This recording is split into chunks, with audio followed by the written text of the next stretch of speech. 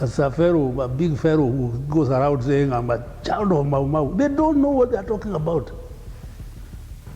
They don't know, because when you are saying you are a child of, what do you mean? Here is a child born out of a mother's rape. But when you are saying that you are a child of Mau Mau because you were born when the Mau Mau, that is nothing.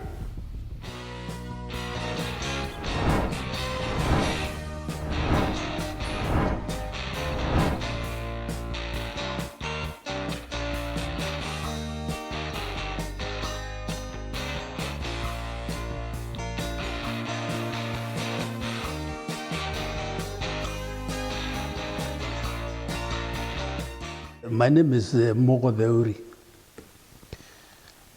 I come from Nyeri, a small village called Mukarara, the wider village called Gaduthi, Tetu sub-county. That is where I was born in 1953. That is where I spent my early years before I moved to Nairobi to pursue my studies, and also later on to look for employment. My profession, I identify myself as a journalist, although I was not trained as a journalist actually. It was a passion. And fortunately, I was able to establish myself in the profession, in the newsroom. So I think I rightly identify myself as a journalist. But I'm also a writer.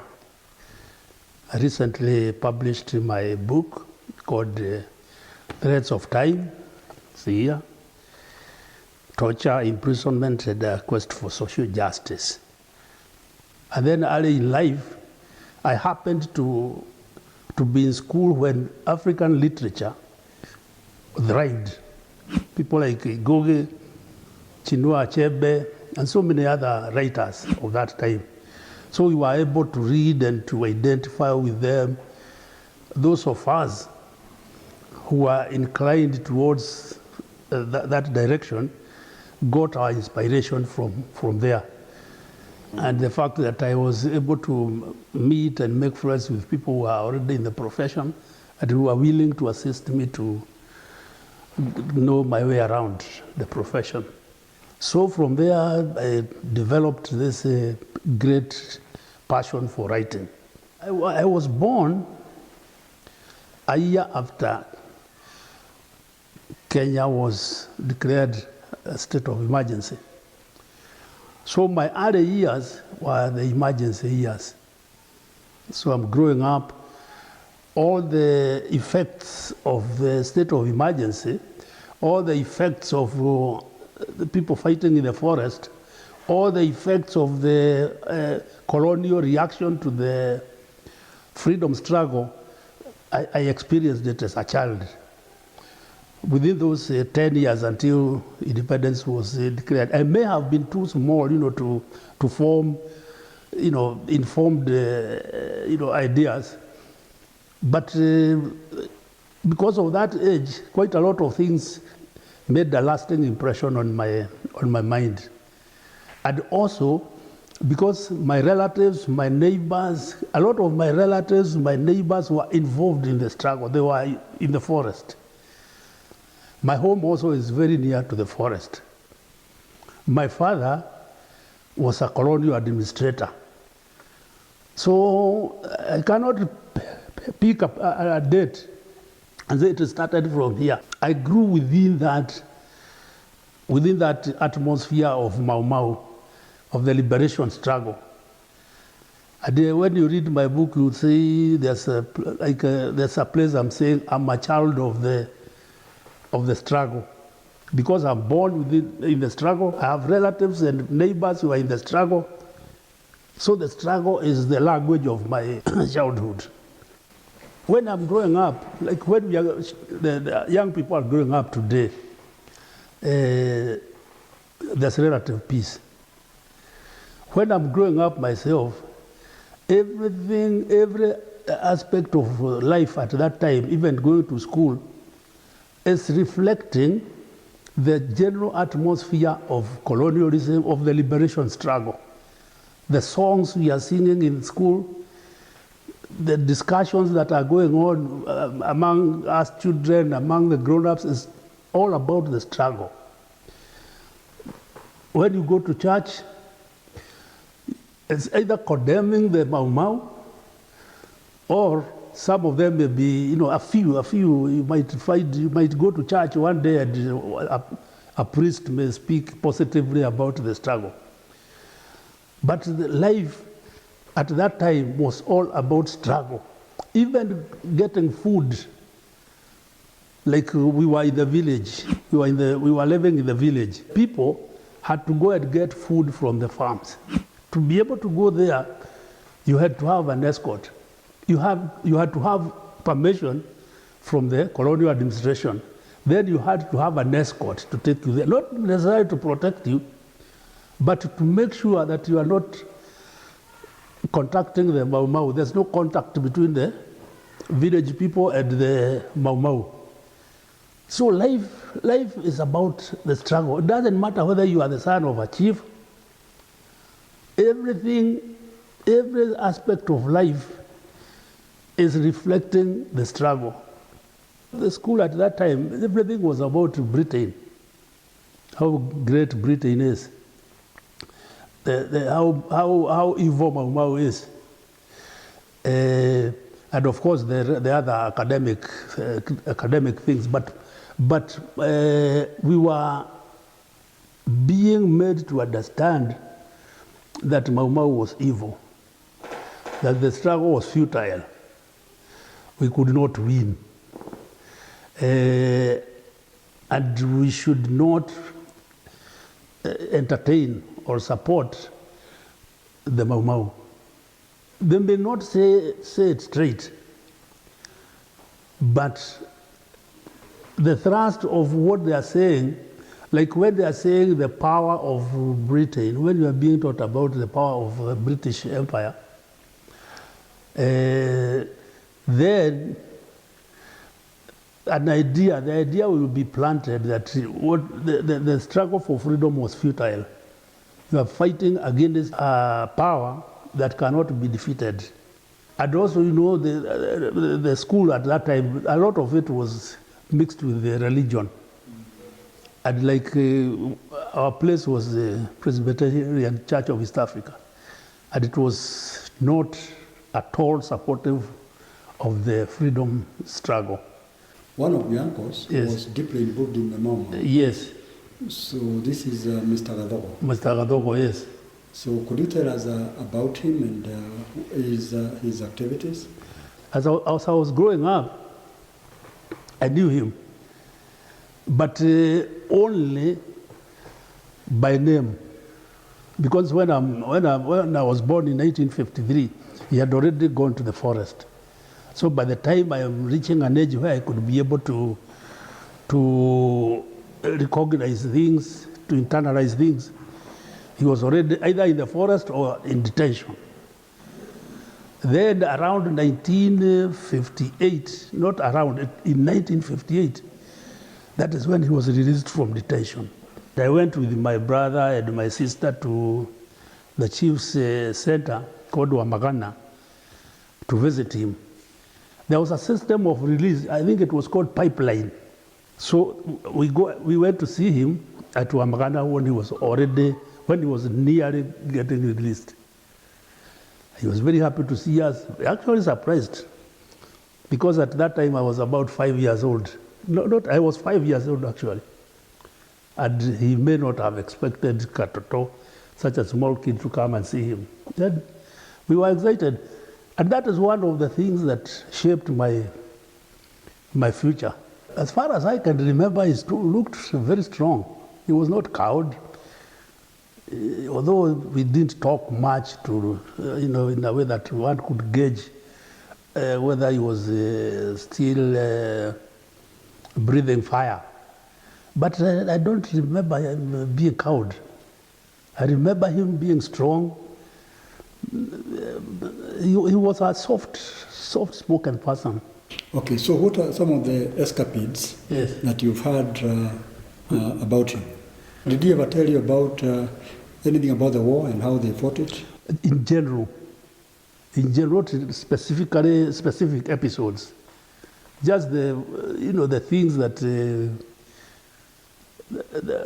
what was happening generally. Not to tell me that we fought this war, we fought like you find some people talking about the war of Roiroiro, how they bombed places like Kagodoine, those general things, but not to tell me that I did this on his own. He was always talking about him within a military setup. Yes. Okay. So 1958. Yes. All the way to 1963 when we become independent. Yes. A very interesting yes. Period. Yes. There are people coming from detention. Yes. There are people coming out of the forest. Yes. And there is de-villagization also happening. People coming out of the villages to the farms, to the shams, the farms. Yes. So could you describe that and how that atmosphere for us? Yes. What was happening? Yeah. It was an interesting transition. As you have said, there are movements all over we are there are people coming from the forest. At our village and the surrounding villages, we contributed quite a lot of people to the struggle. So they are coming home. Others are returning from detention. So there's a lot of welcoming. Others are not very happy about those who are coming home because of where they were during the main struggle. But generally people were happy to see their relatives coming back, either from detention or from the forest. And then also, at the same time, apart from, we are also moving, like I remember we moved from the village in around 1961 there. And went to live in a farm in Gatutu. For us young kids, we were used to living in very close quarters. So the village, all the children in the village are playing together. But now we are going to live in isolated, not really isolated, but comparing the way the village was set up and where we are going now to our farms. There's a kind of isolation. You are not able to meet as many kids and to play with as many kids as you used to in the village, apart from now when you go to school. So the transition is there's a lot of things going on, a lot of changes going on. And also even in school, we used to sing the colonial songs, and then raising the Union Jack in school, at the school parade. Now, as we are moving towards independence, these things are changing. People are coming from the forest. We are singing patriotic songs like that is when my uncle Gadogo, some songs were made for him. That is when he acquired the name Gadogo Muige, the nationalist. And there were songs. There was Godfrey Dongo Gatuma. So many people from the village. So the songs were composed and we would name all those people. There was one that went like Jogo Jogo Jogo ne Jomo Kenyatta na Doctor Kiano Gadogo wa Muige, And there was another one that Godfrey Dongo Gatuma Arewa Munyito wa bere Najaba Igesia Vata Sioiga Gatere Kavakorago na Siana Ikona Veadi, Yeah, you see, there was a reverse. For us children, we may have felt isolated. We may not have enjoyed so much being removed from the village, but it was a reverse feeling for older people. Because like I have said earlier, even to go to the farm to look for food, you had to get permission from the colonial administration. You had to get an escort. And now you are free. You can go live in your farm, do what you want, raise your livestock there. When we were in the village, by the way, the village is here, and then there is a big, pen, where all the livestock will be closed in. Every villager who has livestock, they have to bring them there. But now you are free, you can do what you want in your farm. So to the older people, there was a lot of happiness, appreciation for what, that change. It's only for us small children because of our games. There were so many things that, there's a lot of things that have not been coming out. When we talk about the freedom struggle, we concentrate so much on the fighting in the forest, of what happened in the detention camps, the torture in the detention camps.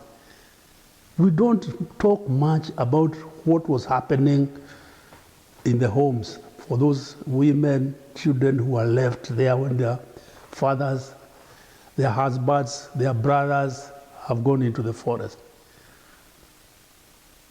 Like the trauma of somebody who went to the forest, comes home and finds that there are new kids. Karari Jama, the man who was the Kimathi secretary, he wrote that book called Mau Mau From Within. When he came back, he found a child. His wife had been raped, and she has a girl child. So many people who went into the forest came back to find new children in their homes. What do you do? Fortunately, I've not heard of anybody who rejected the children or divorced because the wife had been raped. I've not heard of such cases. There could be, but I guess most of them were able to accommodate the offspring of that kind of trauma. When you hear that I'm a child of Mau Mau, somebody like a pharaoh, a big pharaoh who goes around saying, I'm a child of Mau Mau, they don't know what they are talking about. They don't know, because when you are saying you are a child of, what do you mean? Here is a child born out of a mother's rape. But when you are saying that you are a child of Mau Mau because you were born when the Mau Mau, that is nothing.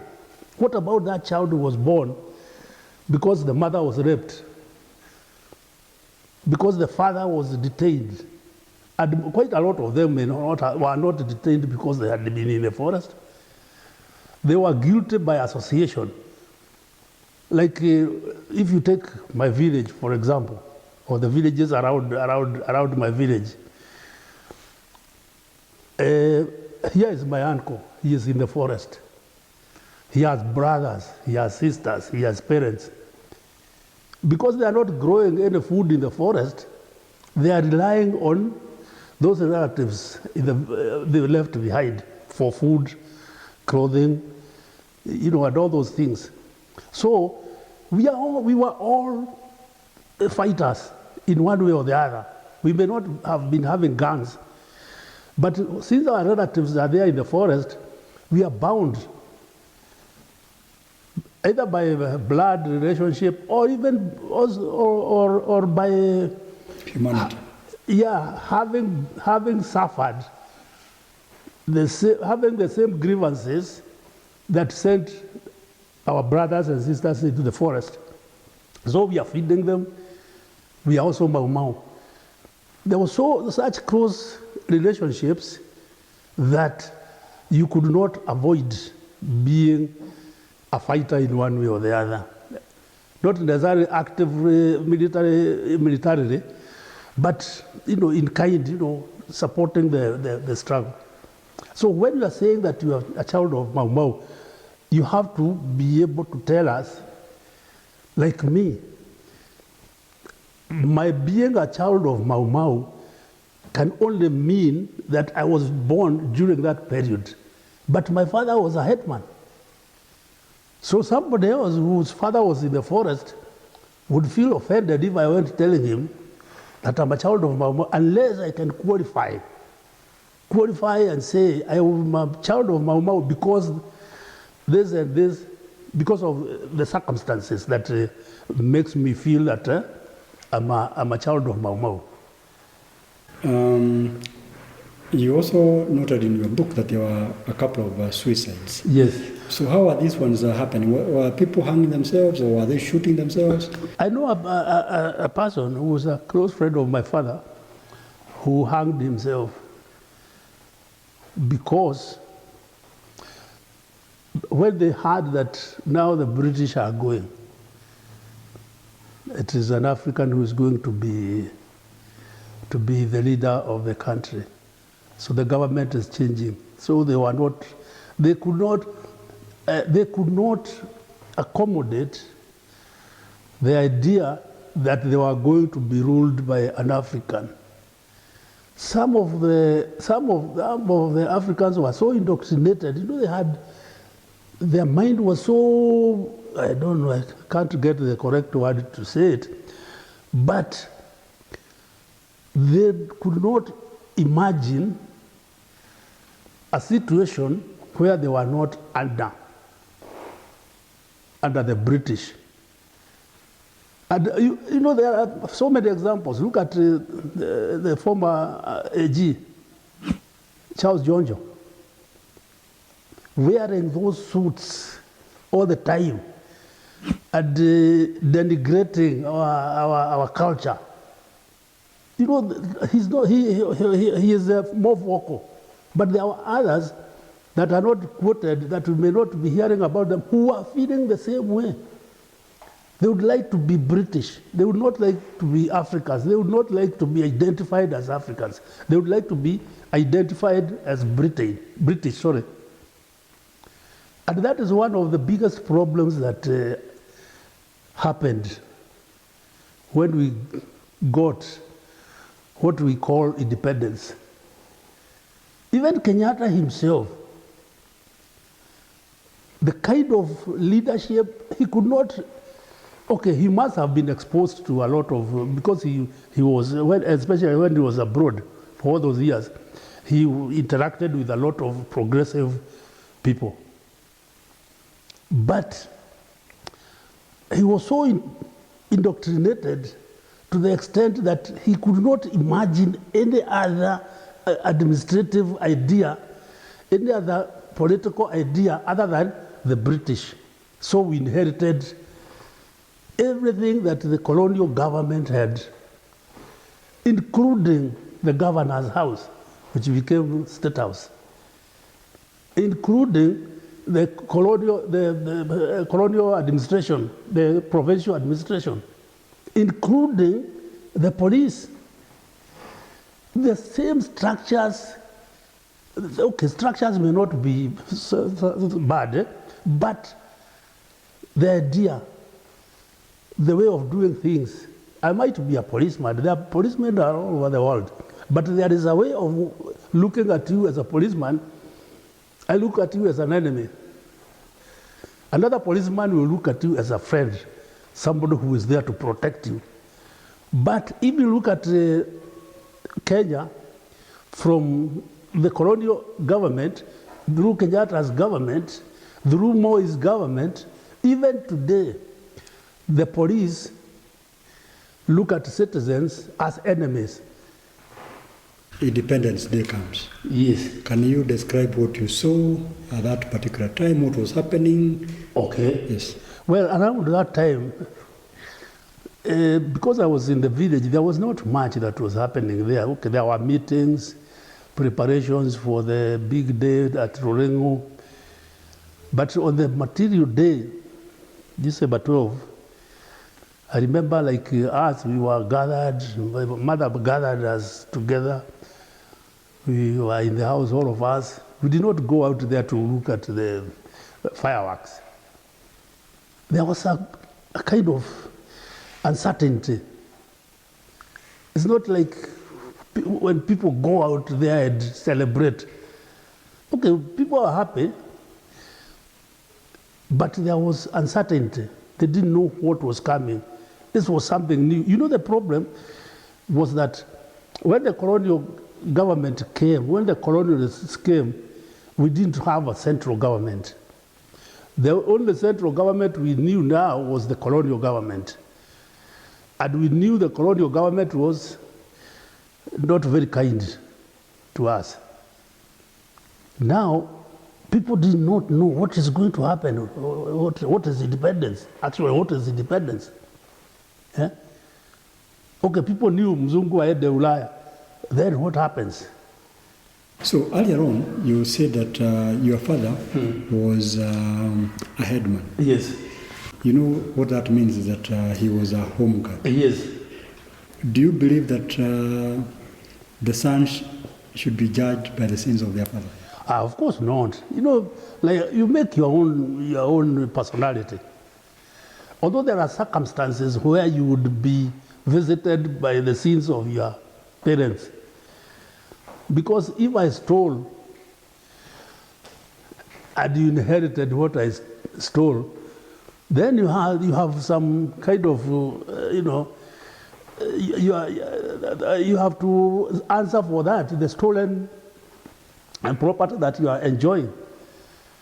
But if somebody was a policeman and he never stole, I never gained anything from what is being a policeman, then in such situations, you make your own personality.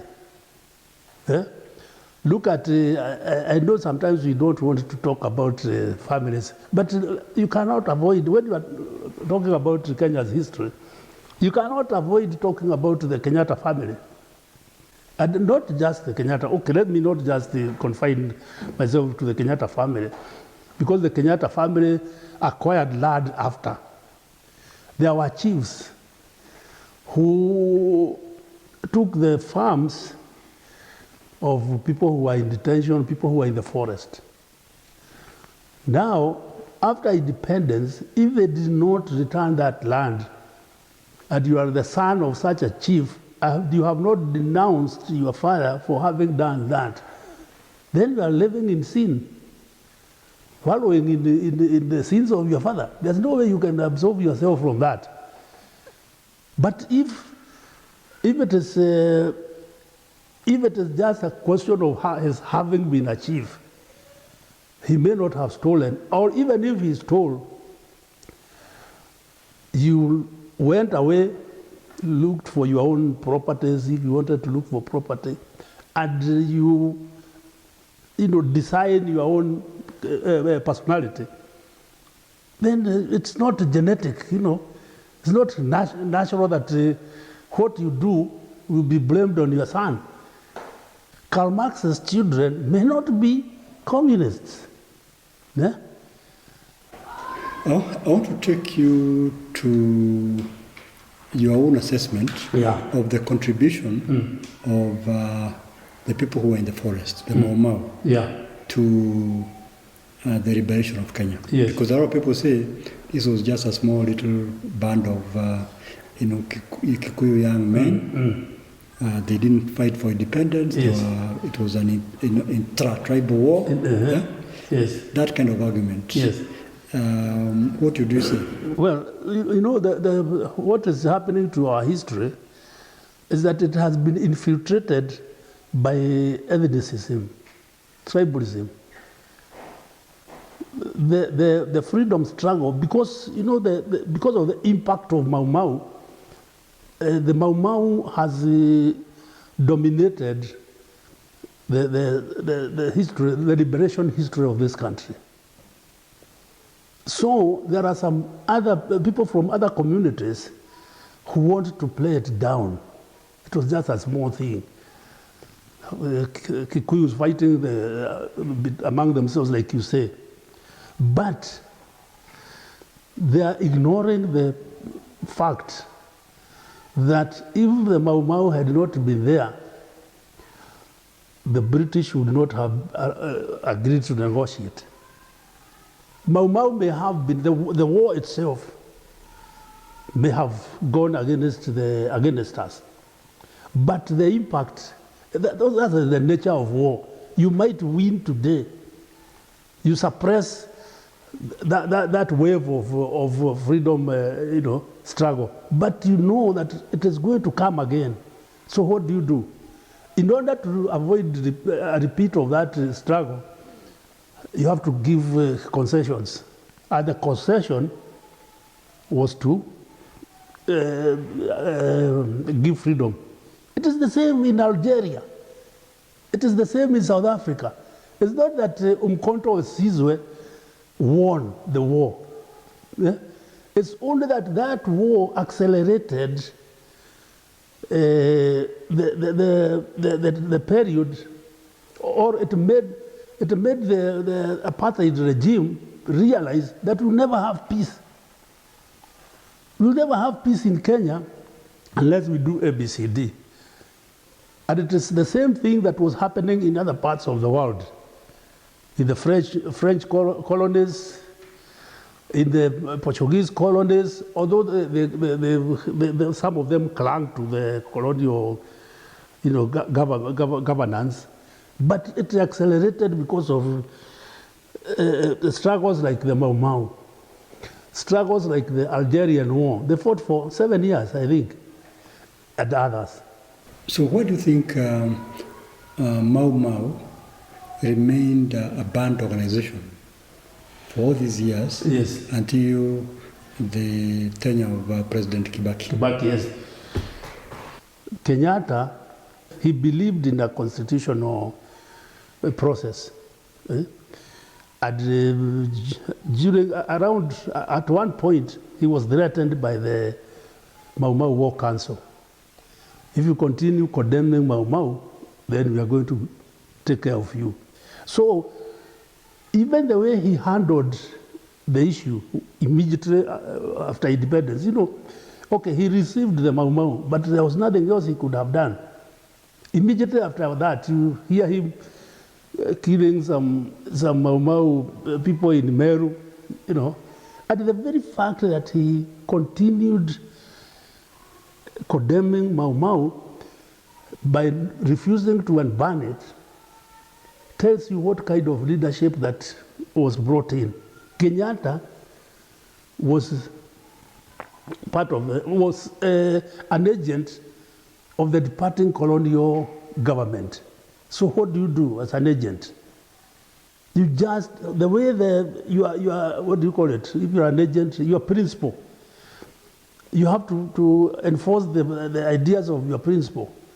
If they say that Mau Mau was a terrorist group, you cannot just come and start saying that it was a religious organization. You have to sing their song. And that is why Kenyatta did not unban it. Moi, Nyayo, he had to follow Kenyatta's Nyayo. He did not have his own ideas. The problem is, some of the independence struggle was divided. And it was not divided along ideological lines. It was divided between a nationalist movement and a puppet group. So when we are coming out of that, when we are gaining independence, it is not the nationalist movement that ushered in it is the puppet organization that is being handed over the reins of power. Let me take you back to the issue of religion. Yes. I don't even the name, the word Dini is not coming from us. It's coming from the coast. So religion, when you say religion and you put it among the Kikuyu, it may not mean the religion as we know it now, like Christians, like Muslims. Because what we may describe as a religion among the Kikuyu was a way of life, actually. It's not that you go to church on Sunday. You are worshiping every minute. Before you sleep, you are saying something. Gai daria. In the morning, oh, gai no raria. Something like that.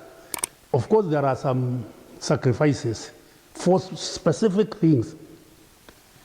It is so intertwined into the Kikuyu way of life that you cannot say that religion ends here and the other aspects of culture start here. It's just within there. If there is a death, if there is a marriage, birth of a child, it's so surrounded by religion. How Christianity and Islam overwhelmed not just the Kikuyu, Africanness actually. And most of our people abandoned our cultures completely. Completely, even marriage. And we used to celebrate marriage, ratio, Korega Kiade, and whatever the ceremonies surrounding those things. But something now comes in and says, Ohikimuderu. Ohikimuderu. So you wonder now, how does it come cleaner than our traditional marriage? There were some people who retained the old traditions. Like if you look at Africa independence, this what is it called? Yeah, yes. IPCA. IPCA. That was a rebellion. They are rebelling against the Christianity because they want to retain important aspects of our culture. Although they still want to mix it with Christianity, but they thought that there were some aspects of our culture that were so important that they should not be abandoned for the new religion. But the thing is, we lost our identity. Now, fortunately, we are pushing back. We are trying to reclaim some of those aspects of our culture that we feel are positive, like names, like your name, Moiro. It's not just a name, it's history. You don't need to just rise up and this is Moiro. You are named after somebody, and that somebody is named after somebody. Moturi, we have just talked about Moturi, and it's a profession. So look at a name like George or David. It's not our identity. My identity is more of Mugo than any other name coming from outside. Yeah.